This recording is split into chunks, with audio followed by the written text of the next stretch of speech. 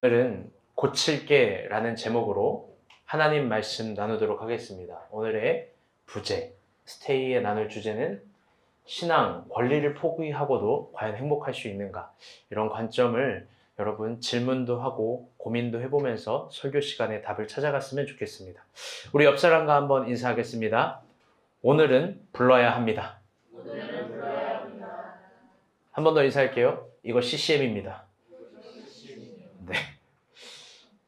대지를 부활하게 하시는 봄의 전능함이 우리의 심령에도 임하길 안녕으로 인사합니다. 3월이 왔습니다. 바야흐로 3월입니다. 저는 3월이면 두보의 시 춘야희우를 음미하곤 합니다. 참 좋은 시절인데요. 제가 읽어드릴게요. 호우지 시절 당춘급 발생 수풍잠 입약 윤물새 무성. 박인혜 해석해 주세요. 제가 해석을 읽어드릴게요. 두보의 시인데요. 좋은 비시절을 알아 봄을 맞아 모든 것을 피워내고 바람 따라 살며시 밤에 들어와 윤물새 무성. 저는 이 마지막 구절이 제일 좋은데요. 만물을 적시나 가늘어 소리가 없네. 언뜻 보기에 두보는 봄을 묘사한 것 같지만 사실 그렇지 않습니다. 두보가 있었던 그 당나라 시대, 그 당나라 시대에 가장 어지러웠던 것들을 풍어라는 겁니다. 지금 당나라에게 필요한 건 어떤 군사적, 정치적, 날카로운 제도들이 아니라 만물을 적시는 소리 없는 그런 봄비 같은 사랑들, 그런 가르침들, 그런 넉넉함들이라는 거죠. 이번 주는 여러분이 잘 알겠지만 3.1절이었습니다. 굳이 그 절기의 유래와 함의된 의미들을 표현하진 않습니다. 그러나 3월엔 3월을 닮은 봄을 부르기 전에 그런 가요들을 노래하기 전에 한 번쯤은 다른 각도에 있는 순국 선열들의 노래를 한번 생각해 봅시다. 그들이 외친 그날의 함성은 여전히 우리 가슴을 울리고 있어야 하는 겁니다. 그건 우리나라의 춘야 희우입니다. 그들이 외쳤던 대한독립 만세는 만물을 적셨던 가늘한 비 같은 소리죠. 각박함 속에 이거 잊지 맙시다. 우리 여전히 한 민족입니다. 아멘. 우리 미워도 한 민족입니다. 사순절 순례의 길이 3주차를 맞이하였습니다. 오늘부터 본격적인 실천사항들이 주어집니다. 지난주에도 이미 여러분에게 설명을 조금 했고 나갔지만 이번 실천사항은 탄소 금식 40일을 기준으로 만들었습니다. 제가 이거를 얘기했더니 어떤 친구가 그러더라고요. 이 금식 40일이 아니라 얼마나 감사하냐. 탄소 금식은 언제든지 하겠다. 좋습니다. 좋은 자세예요. 월요일에는요, 전등을 꺼보는 겁니다. 안 쓰는 전기들을 꺼보는 거고요. 화요일에는 잘 들어보세요. 1층 이하는 엘리베이터를 사용하지 않고 걸어가 보는 겁니다. 제가 이번 주에 제 아내와 제 딸을 데리고 타임스퀘어에서 지하 2층에서 지상 2층까지 4층을 오르락 내리락 했어요. 괜히 하다가 미수한테 혼만 났는데 할 수 있습니다. 수요일에는요, 샤워할 때 물을 계속 틀어놓지 않고 샤워도 한번 해보는 겁니다. 특히 우리 형제들 쉽지 않을 텐데 우리 형제들 특히 샤워하면 막 노래도 부르고 뭐 별거 다 해야 되잖아요. 우리는 애국가 4절을 해야 되는데 그렇지 않고 물을 끄면서 한번 필요한 걸 씁시다. 윤이 왜 이렇게 웃어요? 노래 몇 곡 불러요? 3곡 불러요? 가수 되잖아요, 남자들은. 금요일은 한 끼에 육식을 금식해 봅시다. 한 끼 금식이 아니에요. 박 목사님 잘 새겨 들으세요. 육식 금식입니다. 그리고 그날 저녁 9시에는 마태의 밤으로 모이는 겁니다. 토요일에는 그래도 한두 줄이라도 여러분 어플 요즘 좋은 거 많잖아요.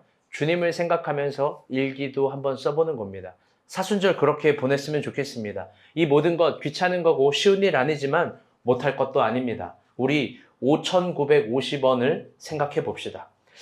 이번 주 큐티도 마가복음이었습니다. 다들 어떠셨는지요? 미안한데 윤희 형제가 여기 옆으로 와주세요. 네. 뒤에가 잘 안 보여가지고 그래요. 주영이 떨어져도 상관없죠? 너무 상관없이 그렇게 하지 말고. 네. 이번 주 큐티는 예수님이 많은 사람들을 치료했습니다.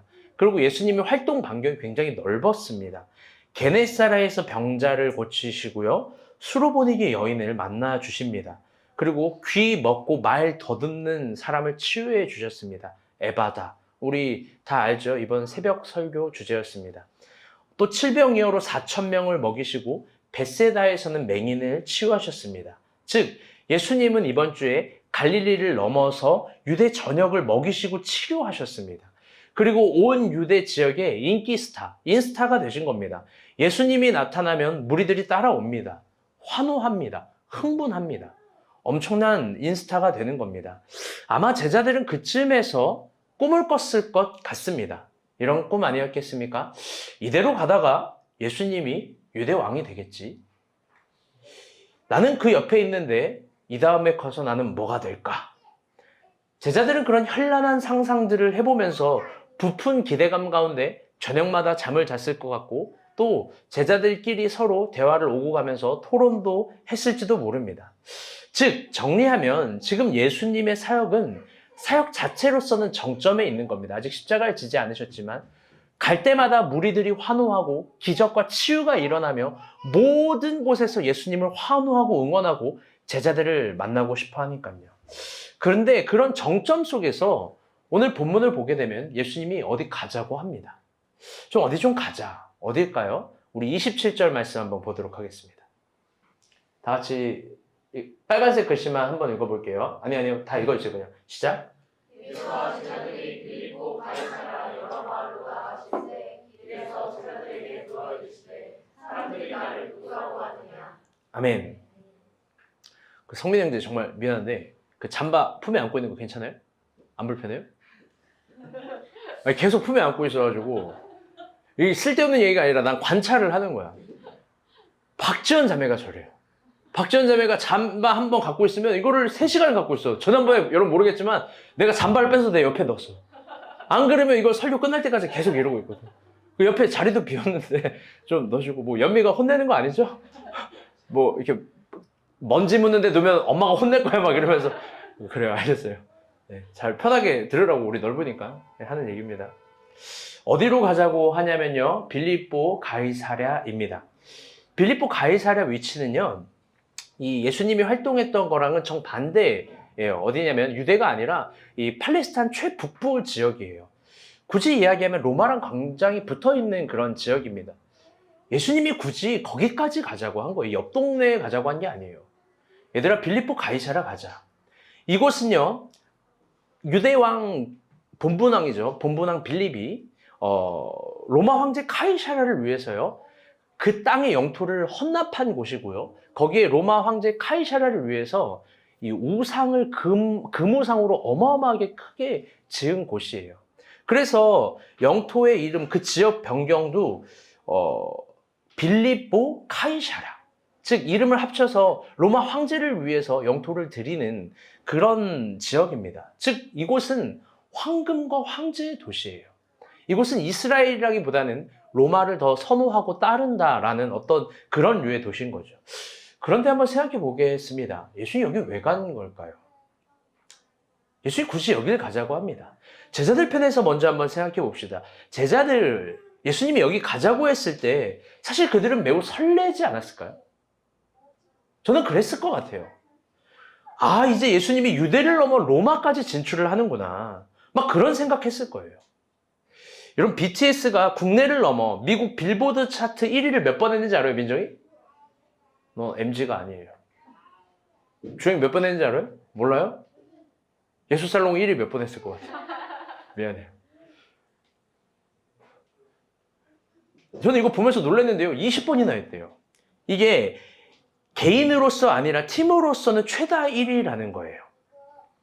그때 BTS도 굉장히 기뻤겠지만 여러분 BTS 옆에 사업으로 관계된 사람들이 가장 신나지 않았을까요? 왜냐면 옆에 있기만 해도 막 수입이 떨어지잖아요. 그리고 가장 기쁜 건 여러분 사장님 아니겠습니까? 너무 기뻐가지고 사장님 얼굴을 보세요. 방시혁 사장님 탱글탱글 하잖아요. 막. 제가 어제 탕후루를 먹었는데 뭐 비슷한 것 같아요. 탱글탱글하고 윤이 나고 빛나고. 그리고 그곳에서 예수님이 어떤 큰 선거를 결심한 사람처럼 제자들에게 물어봅니다. 뭐라고 물어보냐? 사람들이 나를 누구라고 하느냐? 보통 정치인들이 이런 말을 자주 해요. 저는 나가기 싫은데 주변 사람들의 요구로 인해서 어쩔 수 없이 나옵니다. 이게 전매 특허잖아요. 좀 다른 멘트를 써도 되는데 이 아이디어가 없나 봐요. 어쨌든 저쨌든요. 어떤 큰 선거를 결심한 사람처럼 예수님도 얘기하는 거예요. 사람들이 나를 뭐라 하느냐. 보통 주변의 언어와 평가 그런 거 신경 쓰지 않는 분이 이걸 물어봅니다. 어쩌면 이 질문은 제자들이 기다렸던 질문인지도 모릅니다. 그 이유는 예수님이 기적과 치유와 가르침의 사역을 할 때마다 민중들이 하는 소리니까요. 당시 민중들이 예수님을 어떻게 불렀냐? 본문 안 읽을게요. 시간 관계상 다 아는 본문이에요. 이렇게 불렀던 거예요. 그분은 세례 요한이다, 엘리야다, 선지자다. 사실 이거는 지금 다 설명을 할 수 없지만 상당히 의미 있는 호칭입니다. 당시 이스라엘이 로마로부터 독립을 꿈꿀 수 있을 만한 소리이고, 그리고 또 이스라엘에 예수님이 새로운 본분왕으로 등장하는 걸 꿈꿀 수 있을 만한 소리입니다. 왜? 선지자 엘리야, 세례 요한, 그리고 그런 사람들이 오게 되면 어떤 새로운 시대를 선고할 인물로서 구약의 큰 사람으로서 여겼던 거니까요. 아마 그 소리는 제자들을 즐겁게 했을 거고 기쁘게 했을 겁니다. 그리고 그 이유는 가장 극명한 이유 아닙니까? 예수님 옆자리는 누구냐? 다 12 제자들입니다. 그런데 이때 예수님이 생각지도 못한 되물음, 이런 되물음을 합니다. 이건 한번 읽어보겠습니다. 29절입니다. 시작. 또 물시되 너희는 나를 누구라 하느냐? 베드로가 대답하여 이르되 주는 그리스도시니라. 아멘. 예수님이 되물어요. 그래? 사람들이 나를 그렇게 부르는구나. 그런데 너네는 나를 누구라고 부르냐? 아주 기다렸다는 듯이 수제자 베드로가 말합니다. 주님은 그리스도십니다. 저 이 장면을 생각했어요. 제가 옛날에 설경을 볼 때 유튜브적 상상, 넷플릭스적 상상을 하라 그랬잖아요. 아마 베드로가 이러지 않았을까요? 제가 대답해보겠습니다. 이러면서 막 엄청 오버하는 유튜브들처럼 막 갑자기 춤을 추면서 이건 내가 꼭 해야 될 대답이야. 주님은 그리스도입니다. 사실 이 대답이 엄청 믿음의 고백입니다. 이 대답 번역하면 이런 거 아닙니까? 당신은 하나님께 기름 부음 받은 자입니다. 당신은 그리스도입니다. 어쩌면 이 말이 믿음의 고백이기도 하지만 예수님이 뭘 의미하고 어떤 의도로 물어봤는지를 가장 빠르게 아는 사람의 대답이지 않을까요? 아마 그럴 겁니다. 이 대답이 마태복음에는요, 이 믿음의 대답 이후로 예수님이 베드로에게 천국 열쇠를 줍니다. 그러면서 잘했다 칭찬을 하죠. 그런데 마가복음, 적어도 예전에도 한번 이야기했지만 우어 텍스트, 그러니까 마가복음이 기점이 되고 그 기점으로 마태복음과 누가복음이 같이 쓰인 거예요. 마가복음이 기준이에요, 기준. 이것만 진실이라는 말은 아니지만 기준이 되는 마가복음은 다르게 이야기를 해요. 어떻게 이야기를 하냐? 아무 피드백이 없어요. 예수님의 저 칭찬, 당신은 그리스도입니다라고 하는데, 당신은 그리스도입니다라고 고백하는데 예수님은 어떤 칭찬을 하지 않습니다. 오히려 마가복음은요, 베드로가 왜 저 고백을 했는지 그 안에 있는 깊은 무언가를 끄집어내고 고발하고 발견한 거예요. 그걸 어떻게 하냐? 조금 이따 보면 살펴보겠지만 전혀 베드로를 축복하지 않고 오히려 베드로를 강하게 책망하는 예수님을 보면 알 수 있습니다. 심지어 예수님은 베드로를 보고 뭐라고 하냐? 사탄아라고 하죠. 그렇게 베드로의 이 고백을 완전히 다른 관점에서도 충분히 볼 수 있습니다. 이건 믿음의 고백이 아니라 그의 욕망의 고백입니다. 모든 정치, 사회와 경제 사회에서 볼 수 있는 싸구려 이빨림들. 예수가 뭘 원하는지를 알고 그 원함을 알므로 말미암아 내가 지금 뭘 얻으려고 하는 고백들.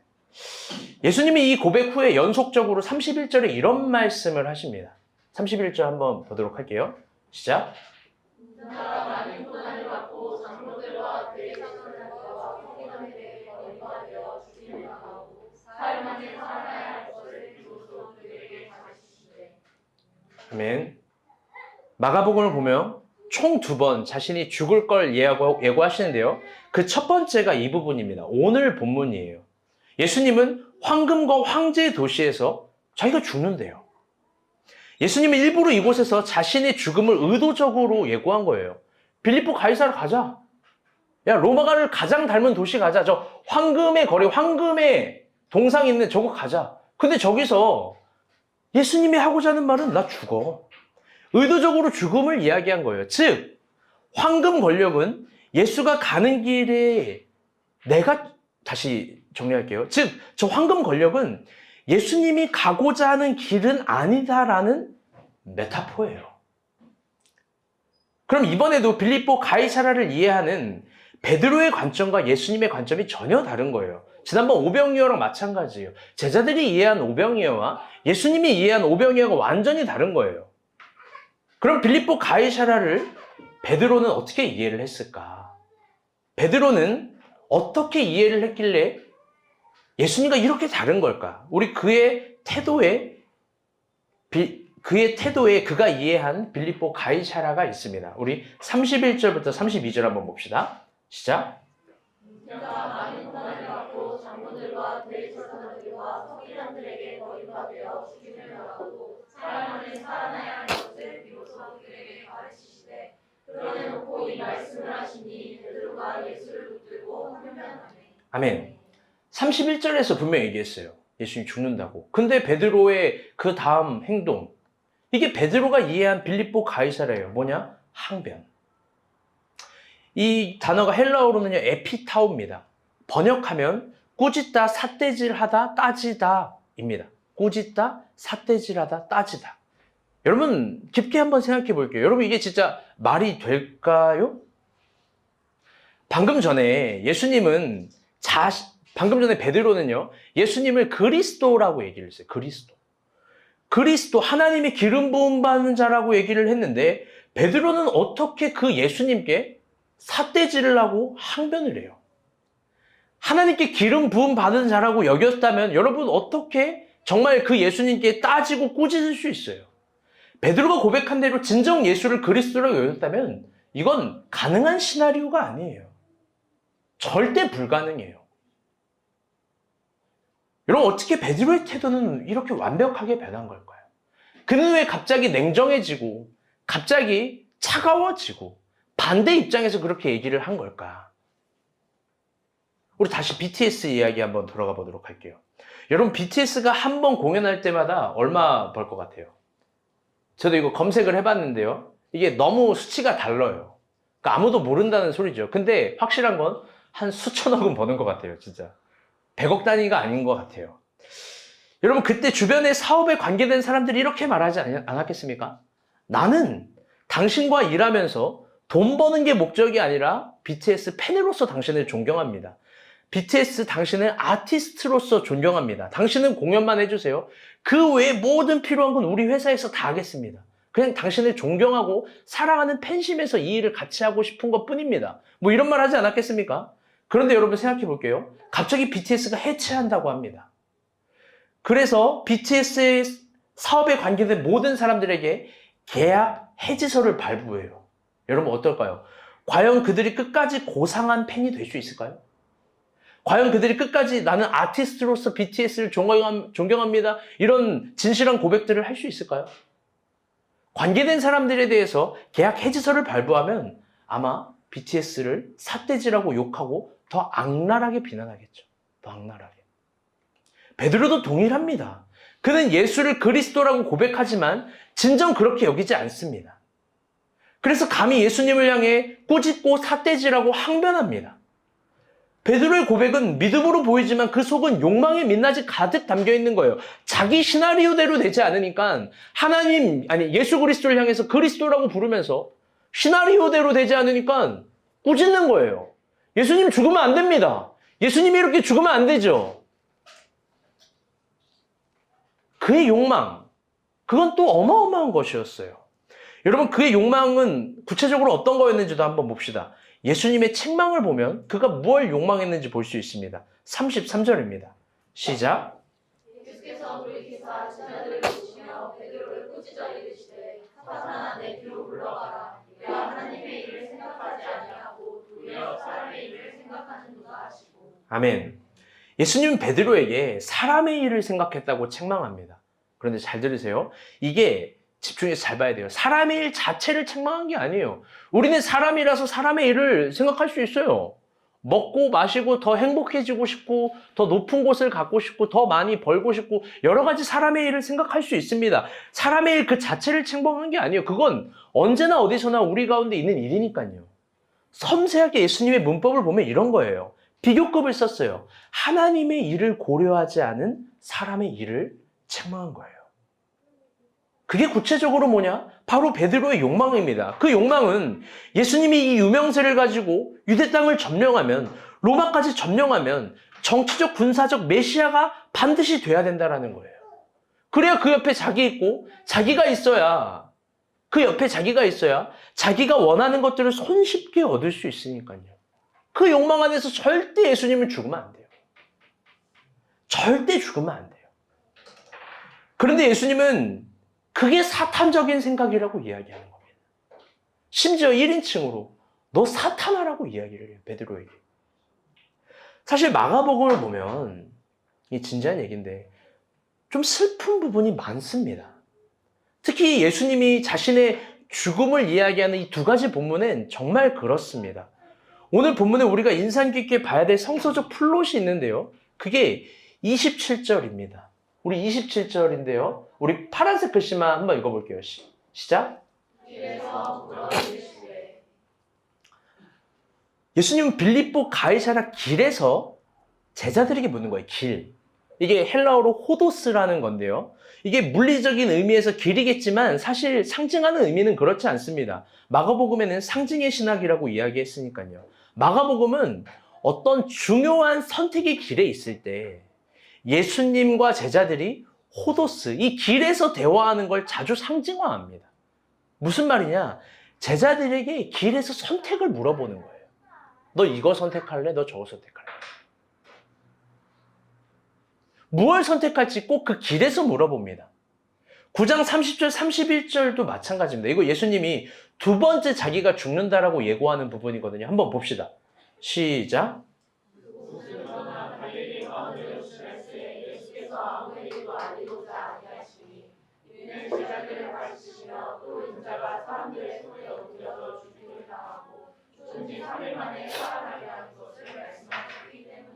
아멘. 마가복음 9장 30절도 호도스입니다. 그런데 어디 호도스, 어디 길이냐면요. 갈릴리 길이에요. 갈릴리 길 가운데로 갑니다. 그곳에서 자신이 죽을 걸 두 번째로 예고하는데요. 그런데 제자들의 관심과 반응을 볼까요? 기가 찹니다. 33절, 34절 봅시다. 다 같이 읽어볼게요. 시작.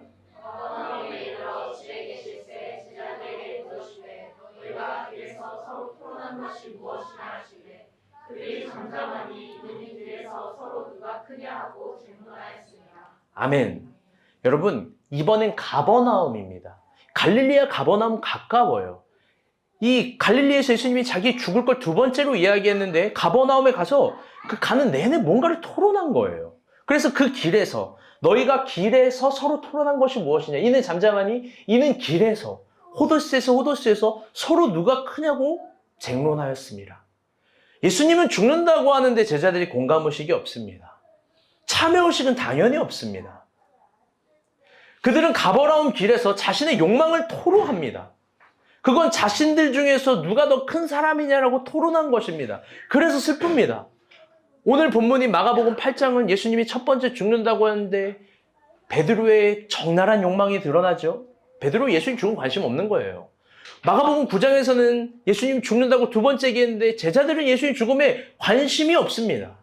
가버나움 길에서도 빌립보 가이사랴에서도 그들이 생각하는 건 오직 자신의 욕망입니다. 이게 호도스 신학이에요. 길에서 너네는 무엇을 선택할 것인가? 그들은 결국 무엇을 선택하냐? 자신의 욕망을 선택하고 욕망의 결과를 맞이할 뿐이었던 거죠. 제가 어렸을 때요, 참 좋아하는 음식이 있었습니다. 물론 지금도 좋아합니다. 그게 뭐냐? 치킨이 아니에요. 근데 닭 종류 맞아요. 닭볶음탕입니다. 지금도 아주 좋아해요. 저희 엄마가 해주시는 닭볶음탕은 진짜 명품 요리입니다. 여러분에게 다 한 번씩 선물해주고 싶은데 아쉽네요. 나만 먹을 거예요. 제가 그래서 결혼 전에도요, 최악의 멘트를 했어요. 여보, 헤라야, 결혼을 하면 다 좋은데 닭볶음탕만큼은 명품이어야 돼. 이거 사명감처럼 잘해봐. 제가 이렇게 최악의 남편이에요. 조용히 그 손짓 뭐야? 윤희도 그럴 거예요. 그래서 저는 집에 뭔가 분위기가 좋으면 저희 어머니에게 항상 닭볶음탕을 해달라고 했습니다. 근데 이게 참 신기한 게요. 분위기 좋으면 딱 물어본 거예요. 엄마, 오늘 분위기 좋구나. 닭볶음탕 해줘. 나 먹고 싶어. 신기한 게 뭐냐면요. 재료가 있지도 않은데 이틀, 3일도 걸리지 않고 그 다음날 아침에 항상 닭볶음탕이 준비돼요. 닭볶음탕을 먹고 싶다 그러면 다음날 아침에 준비가 돼요. 아직도 궁금해서 물어보고 싶어요. 닭은 누가 사러 간 걸까? 아무튼 그렇습니다. 참 좋아요. 2, 3일 밀린 적 없고 아침에 메뉴가 만들어집니다. 그런데 어느 날은요. 닭볶음탕을 먹고 싶다고 했는데 이 닭볶음탕이 없는 거예요. 그래서 물어봤어요. 엄마, 왜 닭볶음탕 없어? 물어봤어요. 그러니까 엄마가 이야기합니다. 다음에 해줄게. 다음날도 물어봤어요. 또 닭볶음탕이 없어가지고 엄마, 다음날 해준다면서 왜 다음날에 닭볶음탕이 없어? 논리적으로 얘기했어요. 그러니까 엄마가 얘기해요. 다음날 해줄게. 그래서 또 없는 거예요.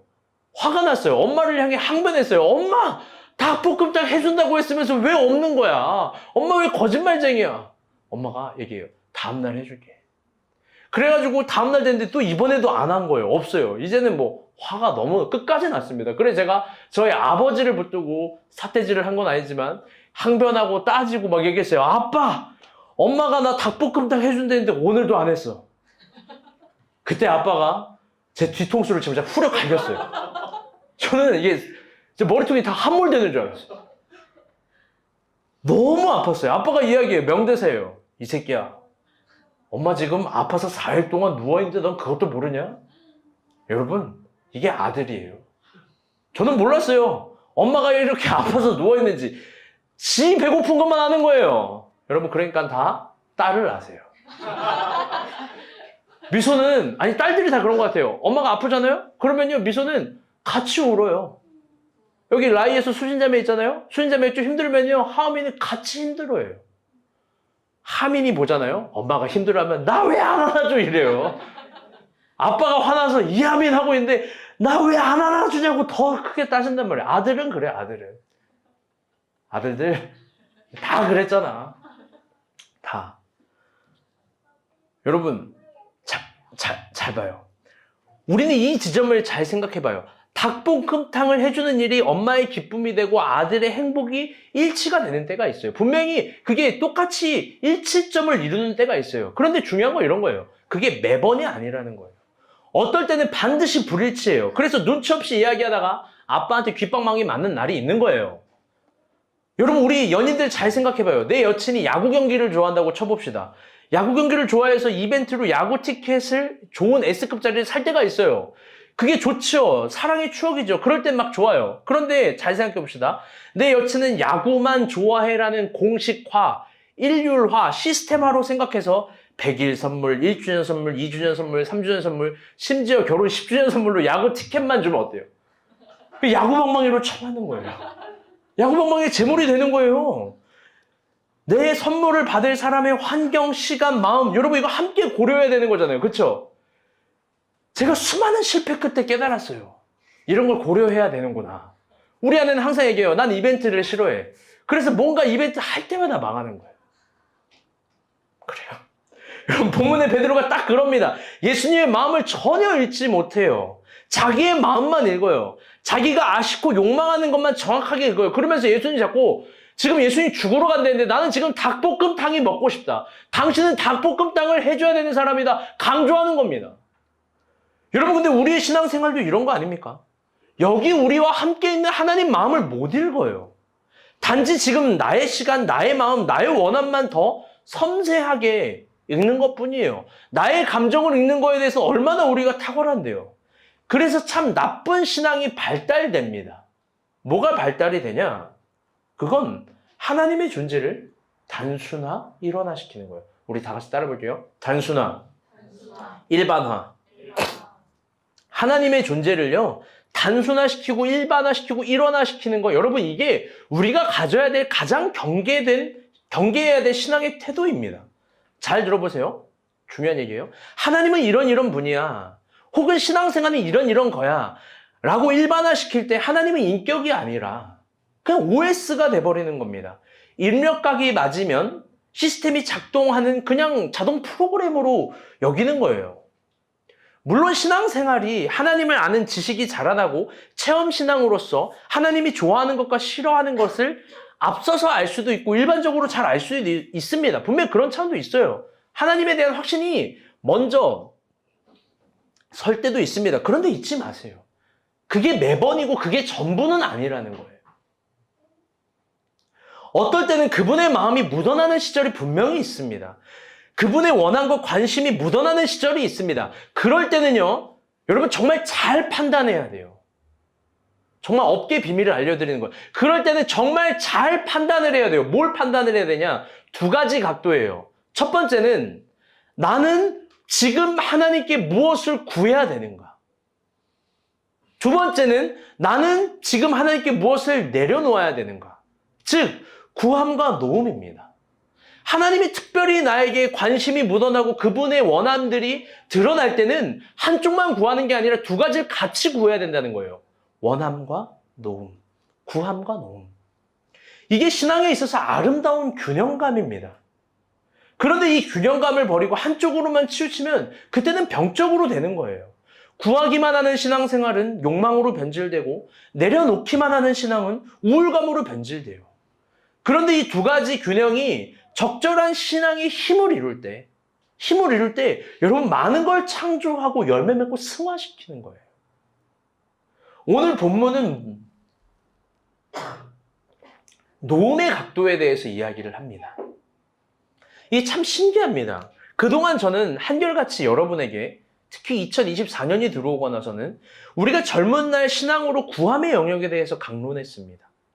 구하면서 하나님께 이룰 수 있는 부분들을 설교했고 구함으로 얻는 영광에 대해서 설교했습니다. 그래서 구하라고 주구장창 이야기를 했어요. 온 존재를 다해서 도전해보라고 이야기를 했어요. 심지어 지난주에는 부자가 될 수 있다고 제가 한 100번 정도 강조한 것 같아요. 너무 기복적이잖아요.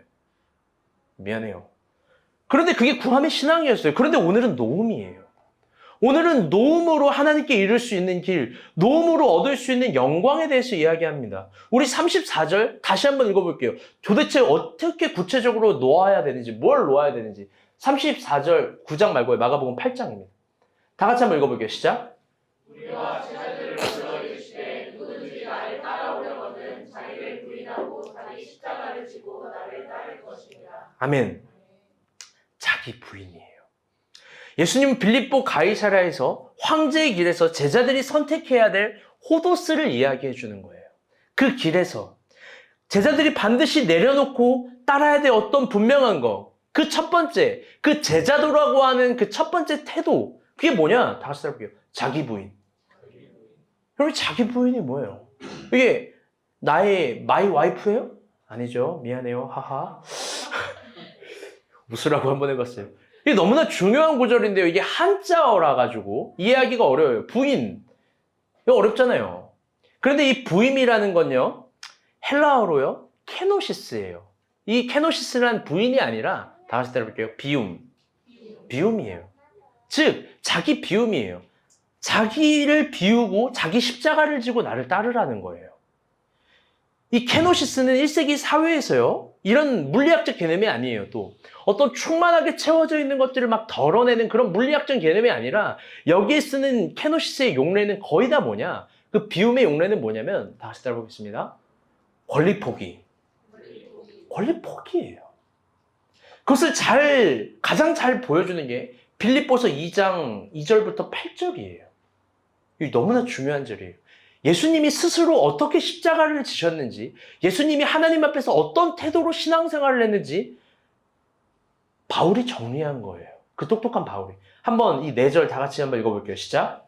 너희 마음을 품으라. 곧 그리스도 예수의 마음이니 그는 근본 하나님의 본체시나 하나님과 동등됨을 취할 것으로 여기지 아니하시고 오히려 자기를 비워 종의 형체를 가리사 사람들과 같이 되셨고 사람의 모양으로 나타나사 자기를 낮추시고 죽기까지 복종하셨으니 또 십자가에 죽으시니라. 아멘. 여러분 이게 케노시스예요. 자기 비움, 권리 포기, 낮아짐. 바울은 수많은 여정 속에서 예수님의 마음과 태도에 대해서 연구를 했고 그걸 한 단어로 정리한 거예요. 이 마음을 품으라 곧 그리스도 예수의 마음이니 이게 바로 케노시스라는 거예요. 자기를 하나님과 동등됨으로 여기지 않고 자기를 비워 종의 형체를 가지고 죽기까지 낮아지고 복종하는데 십자가를 졌다. 이게 제일 재밌는 대꾸예요. 죽기까지 낮아지고 복종해지고 곧 십자가를 지었다. 자기를 계속해서 비워서 십자가를 졌다. 제가 이 케노시스를 어떻게 하면 우리에게 더 와닿게 설명할 수 있을까 고민하다가 제가 선교팀 회의를 하다가 떠오른 노래가 있어요. 바로 오늘 설교 제목이에요. 진원이라는 가수 알아요? 진원의 고칠게라는 노래예요. 최악의 노래예요. 사실 이거를 윤희 형제가 한번 특송을 해줘도 좋겠다라고 생각하는데 일단 절제했습니다. 이 최악의 가사만 한번 보도록 하죠. 이거 모르신 형주 형제 이거 알아요? 이거 꼭 차에서 한번 들어보세요. 이 찌질함에 대해서 제가 한번 가사만 읽어드릴게요. 최악이에요. 요즘 너가 너무나 낯설게 느껴져. 어제는 전화 한 번 없었지. 어디니 밥은 먹었냐고 묻는 상냥한 네 말 기다렸는데. 기다렸대요 이걸. 아무 말 없이 너를 보며 느껴. 내가 알던 네가 맞는지 다른 사람 생긴 건 아닌지. 이제 더 이상 날 사랑하지 않니? 우리 이별인 거니. 여기서부터 잘 봐야 돼요. 왜 내가 싫어졌는지 내게 말해줄 수 있니? 이거를 자꾸만 전화해서 귀찮아진 거니. 눈치가 없죠. 아직도 난 너를 사랑하고 있는데 난 어떻게 해야 되는 거야 도대체.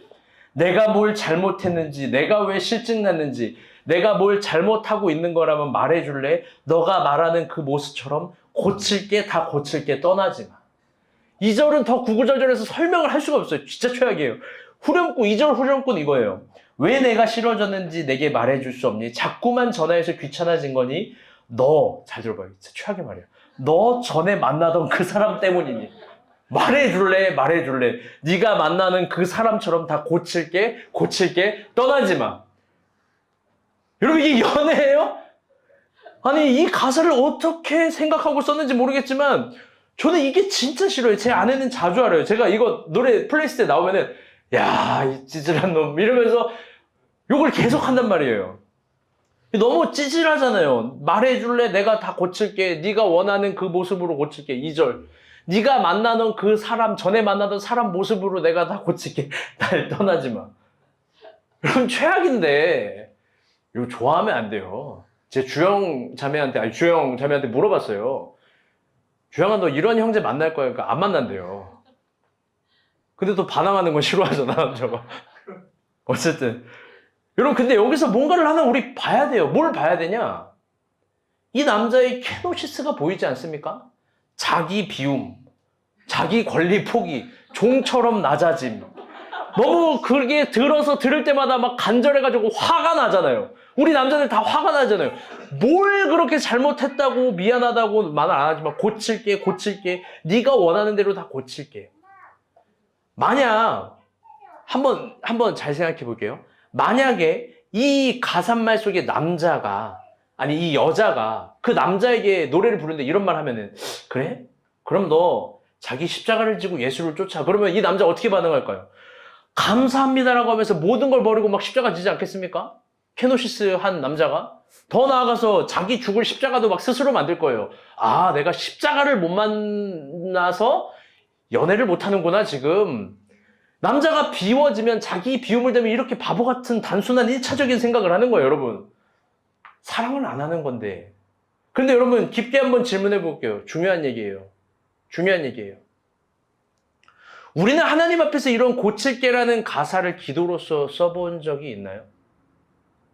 우리가 하나님을 믿는다고 하면서 정말로 자기 비움, 자기 낮아짐, 권리 포기라는 그런 얇고 간절한 자세들을 여러분 해본 적이 있습니까?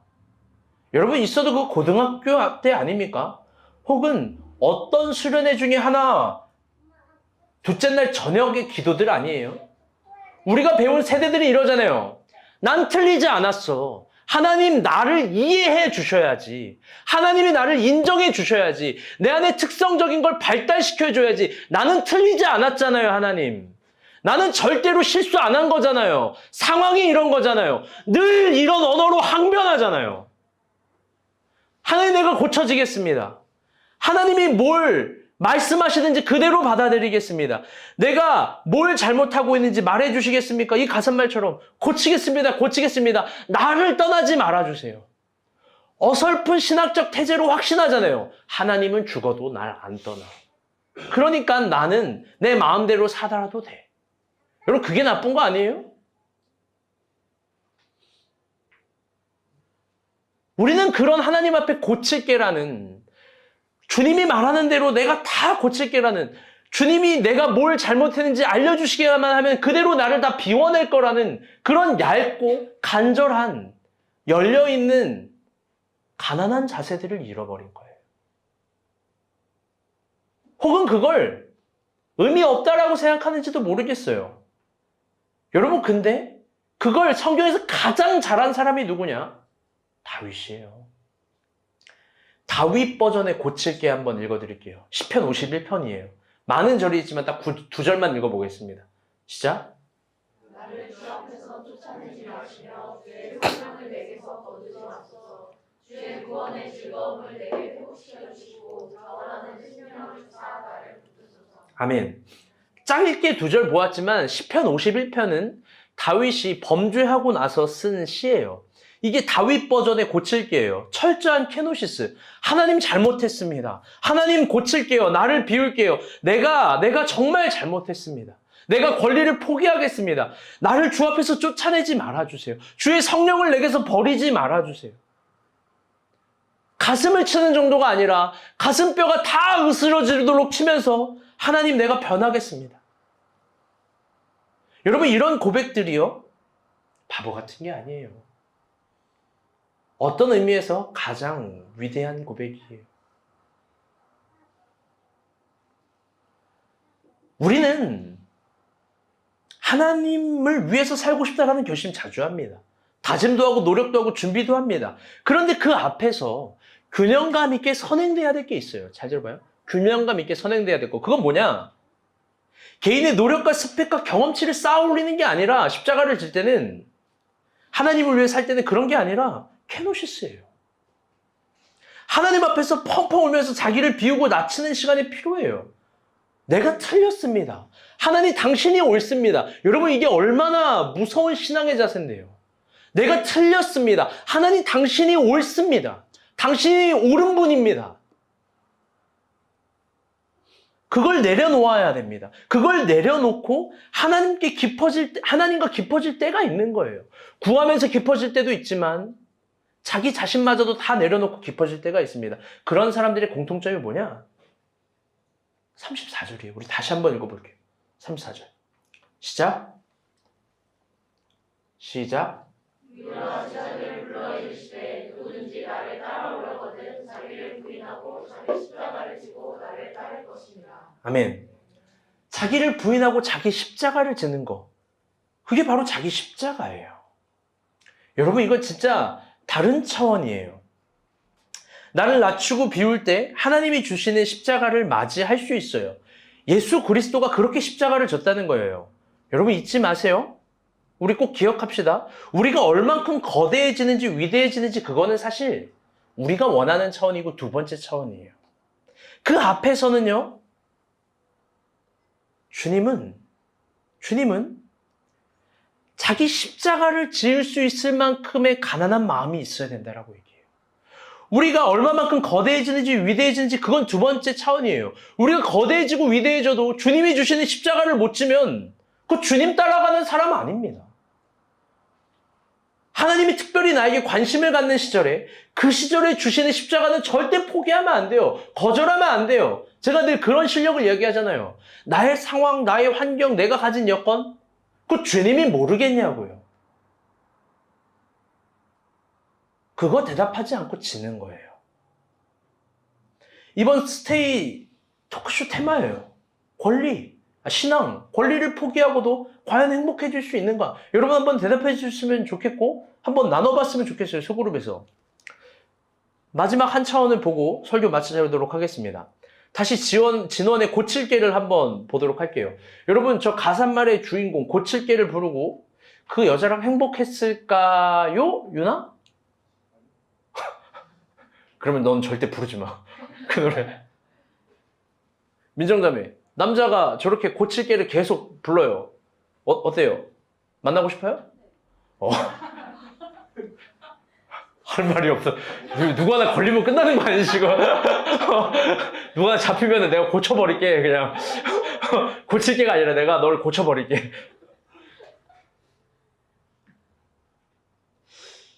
아마 그 여인을 못 만날 수도 있겠죠. 왜? 이미 마음이 떠났으니까. 요시모토 바나나라는 일본 문학가가 마음이 없는 사랑을 이렇게 표현해요. 녹아버린 아이스크림 맛은 다시 얼려도 아이스크림 맛이 안 난다는 거예요. 여러분 그렇잖아요. 마음이 떠난 사랑 그거 할 수 없는 걸 그렇지 않아요? 갑자기 여기서 진지해졌어. 마음 떠난 사랑은 어쩔 수 없는 거야. 그런데 마음이 있으면 지지고 볶고 싸우고 머리털 다 뽑아도 사랑인 거야. 여러분 아마 그 여자는 그 형제는 진원 씨는 못 만났을 거예요. 그 여자. 그 여자는 이미 마음이 떠났으니까. 근데 한번 두 번째 차원을 얘기해주고 싶은 거예요. 그렇다면 그 남자의 노력은 허무한 것인가? 헛발질인가? 끝인가? 고쳐버린 남자는. 여러분, 그게 아니라는 거예요. 다 같이 따라볼게요. 시즌2가 있다. 오히려 그렇게 자신이 고쳐졌기 때문에 이제 좋은 사람이 됐겠죠. 너 담배 피는 거 싫어? 다 고쳤어요. 너 술 마시는 거 싫어? 다 고쳤어요. 너 이런 습관 싫어? 다 고쳤어요. 난 너가 일을 잘했으면 좋겠어. 막 다 고쳤어요. 근데 헤어졌어요. 그러면 그 사람이 헛되고 허무한 시간이 된 게 아니라 분명 더 좋은 사람이 된 거예요. 다 고쳐져서. 그래서 분명히 시즌2에 더 좋은 사람 만날 거예요. 이전과는 비교도 할 수 없는 좋은 사람을 분명히 만났을 거예요. 왜? 고쳐졌으니까. 너무나 멋지게 변했으니까. 여러분, 그에게 분명히 시즌2가 있다고 생각해요. 그런데 여러분, 자기 부인이라는 신앙, 이 자기 부인이라는 공간, 자기 부인이라는 시간도 마찬가지입니다. 하나님이 나에게 관심을 갖는 어떤 특별한 시간들이 있어요. 어떤 그 특별한 시간 때 하나님은 나에게 요구한다니까요. 너 낮아져. 너를 비워. 그걸 요구할 수 있어요. 분명 나의 주인은 나에게 그걸 요구할 수 있는 거예요. 그걸 요구한 하나님이 부당한 거 아니에요. 너 버려, 낮아져, 포기해. 그걸 말한 하나님이 절대 부당한 하나님 아니에요. 여러분 오해하지 마세요. 그때 여러분 권리를 포기하고 낮아지고 비우는 시간을 직면합니다. 그때 하나님 앞에서 사람 앞에서 잘 봐요. 내 자신이 막 가치 없는 시간처럼 여겨질 수 있어요. 다윗 봐요. 막 적들 앞에서 침 흘리고 미친 척하면서 돌아다니는 시간도 있고 자기 자신을 도저히 인정할 수 없는 나마저 나를 사랑할 수 없는 그런 괴로운 시간들이 분명히 있어요. 그런데 여러분 담대하게 이야기하고 간절하게 요청하는 거예요. 그래도 십자가 버리면 안 돼요. 왜? 당신은 만들어지고 있는 중인 거예요. 여러분 시즌2가 있어요. 시즌3가 있어요. 십자가를 지면 반드시 사람은 만들어지고 십자가를 지면 반드시 나는 다듬어져요. 거기에 하나님은 시즌2, 시즌3에 새로운 공간을 마련하세요. 그게 가나안이에요. 광야를 지나면서 이스라엘이 과연 억울하기만 했겠습니까? 광야를 지나면서 이스라엘이 그냥 다 막 배고프고 헐벗고 괴롭기만 했겠습니까? 아니죠. 광야를 통과하니까 가나안을 주신 거예요. 하나님이 어떤 특별한 시간 가운데 나의 주인은 나에게 십자가를 지라고 권리를 포기하라고 낮아지라고 사람 앞에서도 하나님 앞에서도 요구할 수 있습니다. 그런데 여러분 십자가 포기하지 마세요. 절대 포기하지 마세요. 누구에게도 양보할 수 없고 양도할 수 없는 십자가를 지닌 사람은 행복한 사람이에요. 여러분 그분 앞에 자기를 비우고 낮아지세요. 아무것도 손해볼 게 없어요. 우리가 본 교회에 여러 십자가가 있지만 특별히 토요일 세팅 저녁에 오시는 몇몇 형제들이 있어요. 그래봤자 여기 형제들이지만 여러분 과연 손해겠습니까? 과연 힘든 것만 있겠어요? 아니에요. 또 교회 사역을 하면서 우리 목자들 주구장창 저한테 싫은 소리 들이고 맨날 잔소리 듣고 맨날 막 혼나기만 하고 여러분 이 모든 스트레스가 안 좋기만 한 거겠습니까? 아니에요. 자기가 더 다듬어지고 멋지게 될 거예요. 손해볼 게 없어요. 하나님 앞에서. 말씀의 결론을 맺도록 하겠습니다. 말씀 결론 좀 길어요. 서사시예요. 네, 들어주세요. 오늘 3월 3일이에요. 그쵸? 한 달 하루 뒤면 제가 목사 안수를 받아요. 4월 4일. 선진자매 고마워요. 제가 목사 안수를 받는다는 의미를 가장 모르실 텐데. 18년의 전도사 생활이 이제 한 달 하루 남은 거예요. 요즘엔 참으로 여러 생각이 들고요. 이런 느끼하고 문학적인 표현을 써서 미안한데 이 지나온 시간들이 말을 걸어오는 것 같아요. 진짜예요. 자기 전에 나는 2013년도에 뭐 했지? 2015년도에 뭐 했지? 2017년에 뭐 했지? 2019년에 뭐 했지? 막 2년씩 지나갔던 시간들이 내가 정신 나가게 저렇게 살았구나. 내가 가엾기도 하고 내가 뭐 나르시스는 아닌데 나 진짜 미쳤었구나. 내가 전도사라서 그랬구나. 다른 분들은 어떤 마음으로 목사 안수를 받는지 모르겠지만 전 좀 특별한 감정이 있는 것 같아요. 죄송해요. 근데 오늘 설교를 통해서 하나님이 저를 정신 차리게 해요. 저에게 진짜 이렇게 얘기하는 것 같아요. 일어나, 마냥 행복해하면 안 된다. 오히려 지금일수록 본문 따라가는 거예요. 케노시스 하라고 저한테 하나님이 진짜로 간절히 제 가슴에 막 때려 박으시면서 얘기하는 거예요. 일어나, 이럴 때일수록 더 비우고 너의 권리를 포기하고 더 낮아지고 더 십자가 지는 모습 보여주는 거야. 거울을 보면서 제가 한번 생각해 봤어요.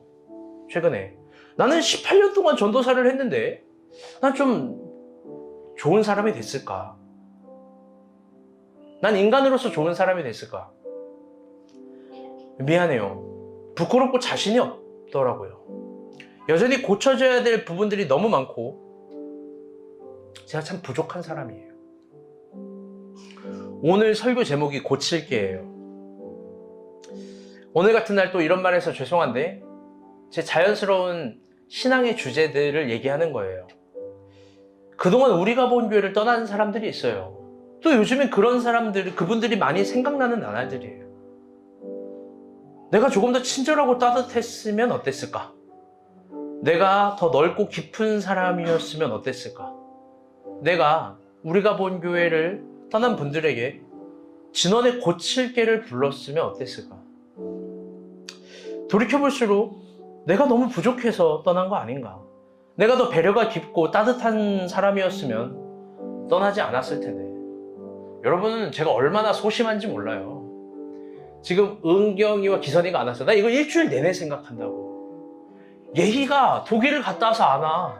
나 쿨하지 않아. 나 계속 생각하고 맨날 해라 밥마다 먹으면 안 주면 왜 예희가 안 오는 걸까? 이러면 계속 얘기를 해요. 너 인스타 보지 뭐 하지? 이러면서 뭐 하는 거 같냐? 걔의 삶의 주제는 뭔 거 같냐?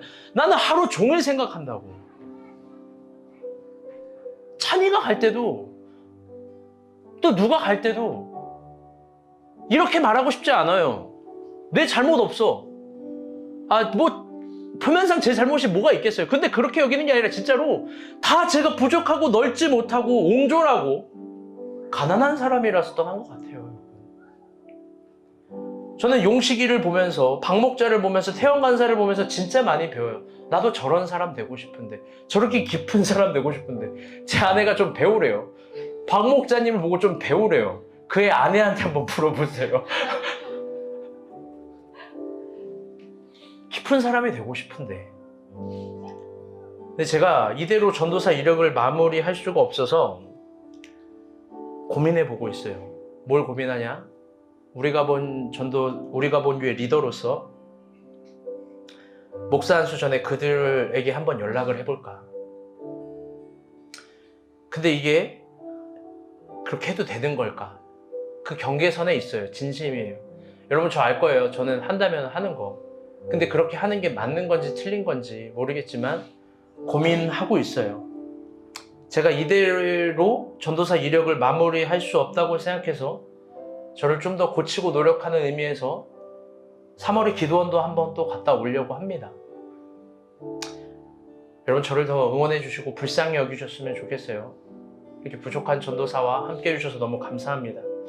여러분도 하나님 앞에 고쳐집시다. 나 옳다, 나 틀리지 않았다, 이런 항변하지 마세요. 주님이 너 틀렸다 하면 틀린 거고 너 맞다 하면 맞은 거예요. 주님이 주시는 십자가, 그게 내 십자가 될 때 여러분 피하지 말고 그거 받아들이는 거예요. 잊지 맙시다. 십자가가 있어야 부활이 있는 거고 십자가에서 죽어야 새로운 탄생이 열리는 거예요. 분명 시즌 2, 3, 4가 있습니다. 우리 모두 십자가 지면서 못나고 악한 것들 다 고쳐줍시다. 아멘. 우리 처음 했던 인사 다시 합시다. 오늘은 불러야 됩니다. 이건 CCM입니다. 우리 우비씨라는 찬양 우리 다 알죠? 또 오늘 또 어떻게 간사님 내 설교문을 미리 보셨나? 참 이럴 때마다 신기해요. 우비씨 찬양 부르고 기도하며 나아갑시다.